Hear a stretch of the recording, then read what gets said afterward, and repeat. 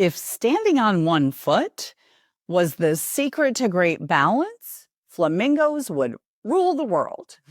Think about it. They spend half their lives standing on one leg. And while that's certainly very impressive, it's not actually how balance works in humans. One of the most common pieces of balance advice you'll hear is this: practice standing on one foot. And before anyone gets upset, let me say this: I do it, I teach it, I think it can be a useful exercise. But if standing on one foot was all it took to improve balance, we'd have solved this problem a very long time ago. Because balance is about so much more than standing still. In my last video, I talked about weebles. Remember those? Weebles wobble, but they don't fall down. And I suggested that healthy aging isn't about never wobbling. It's about recovering when you do wobble. Today, I'd like to take that idea one step further, because balance isn't a position. Balance is a response. Let me say that again. Balance isn't a position. Balance is a response. Most people think balance is something they either have or they don't have. I think balance is something you do. And that's a very different way of looking at it. When you're standing on one foot in your kitchen, your body is gathering information. Your eyes are looking around, your inner ear is helping determine your orientation, your joints and muscles are sending information to your brain about where you are in space. Your nervous system is constantly making tiny adjustments, and all of that is valuable. But here's the thing: life doesn't usually happen while we're standing perfectly still in the middle of our kitchens. Life happens when we turn around too quickly. Life happens when we step off a curb. Life happens when we reach for something on a high shelf. Life happens when the dog suddenly decides to run between your legs. Life gets involved, and that's when balance becomes really important. Falls rarely happen because someone was standing perfectly still. Falls happen because something changed. A surface changed, a direction changed, a distraction happened, a reaction was needed, and that reaction, that is where balance lives. Think about a toddler learning to walk. They're not balancing because they're standing perfectly still.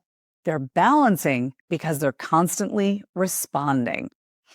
Lean, adjust, step, recover, wobble, recover, wobble, recover. In many ways, that's exactly what balance training should look like. Not just holding still, responding, adapting, adjusting, recovering, because that's what we actually need in everyday life. We need to be able to turn our heads while we're walking. We need to be able to step around obstacles. We need to reach, bend, carry, twist, and change direction. We need to respond when things don't go according to plan. That's why I often tell my students that movement variety matters. The more movement experiences we give our bodies, the more information our nervous system has available when it needs to solve a problem. And that's really what balance is. It's problem solving. Your brain receives information. Your body responds. A solution happens. Thousands of times every day. Now, that doesn't mean that standing on one foot is useless. Not at all. It's a wonderful place to get started. It's relatively simple. It's accessible. It's a useful challenge. But it shouldn't be the entire plan. Standing on one foot is like learning a few words of a new language. Helpful? Absolutely. Fluency? Not quite. So, to build better balance, we need variety. We need movement. We need opportunities to adapt because adaptability is what helps us navigate real life. And real life is wonderfully unpredictable. In my last video, I encouraged you to be a weeble. Today, I'd like you to add something. Don't just be a weeble. Be a moving weeble. Because healthy aging isn't about becoming an expert at standing still. It's about maintaining the ability to respond to whatever life puts in front of you.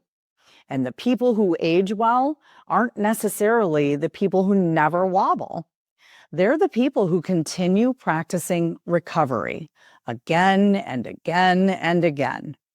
That's balance. And fortunately, it's something we can continue improving for the rest of our lives. So if you've enjoyed this video, make sure you subscribe and grab my free Everyday Athlete checklist using the link below in the description. So until next time, keep moving, stay curious, and take good care of yourself.